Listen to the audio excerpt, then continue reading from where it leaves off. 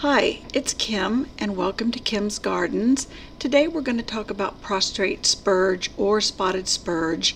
They are my special nemesis. I fight these in the garden constantly. They are a special plant that grows so quickly and spreads around the garden. You must get in there early and pull it, get rid of it, so that it won't spread even worse than it does. You can see all those tiny little flowers on the little flatweed that just sprinkle through the garden. It just grows all over the place. I have it in the mulched beds and blown into the hypertufa troughs, and I tried to keep it pulled as quickly as I can. It's easy to pull, it's just finding the time to get out there. And believe me, if you neglect it for a week, you have huge plants like this one that is spread across the boulder garden. There is maybe 2 or 3 in there in total, but they spread about 2 foot across and just blanket the whole area. And this one, I'm going to show you exactly how wide it is, how easy it is to pull, and the long taproot that just snakes down through this mulch bed and roots very, very deeply. But you have to get it out of there before those flowers turn into seed, or you are really going to have a problem.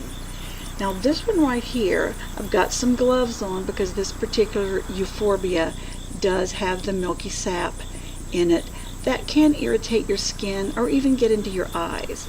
But it just grows like a big giant umbrella, so you can pull it all the edges up and they'll be to the little central area like the handle on an umbrella, and just get a good grip on it and pull it out. See how long that is? And it comes out easily, no problem. But I let this one grow, sure, purposely to show you how easy it is to pull out, but how big and wide one single plant can be. Now there's probably 3 or 4 more in here, and I can just get a good grip on them, give them a yank. Sorry about the sun glare here. I'm in the morning sun and it's just behind me, and so my shadow is falling across the plant bed. I hope you can see it well enough. But in here is some sedum hispanicum, and there is some angelina and some coral carpet in here. There's a few hens and chicks and things too, but they are just almost being smothered out. They've grown real well this year. I'm on the boulder garden on the lower side that ends in a retaining wall. And that retaining wall kind of balances out the rest of the boulders as they lean against it. But I've just got to get in there and pull these weeds when I can. Now the rest of the hill is very, very hard to climb, and so getting behind those boulders and into that mulch that's kind of fluffy and soft to walk into, I can't do that in film too. So I really can't show you that part, but I'll be going up into that bed to pull those weeds later.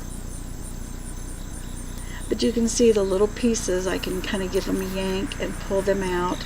As long as I get that central stem of the umbrella, that works just perfectly. Now you can see that bed without the surrounding umbrella of the prostrate spurge. Now the spotted spurge doesn't hug the ground quite as much. You might see it kind of growing up into the air a little bit, but they're so similar to each other you can hardly tell the difference.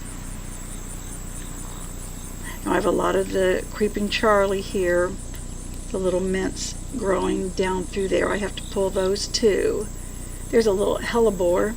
I didn't really show the hellebore very much, but the hellebore's done real well in this bed. I yanked that from the other house in March, and it's really put on a decent show this year, keeping its flowers. Now that's going up to the hill where I can't walk, not in film too. It's hard enough to keep my footing on that hill just in the mulch bed.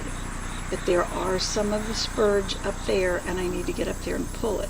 Now here in the retaining wall, I have some coral carpet and angelina that I stuffed a little sprig down in one of the crevices, and that has grown so well.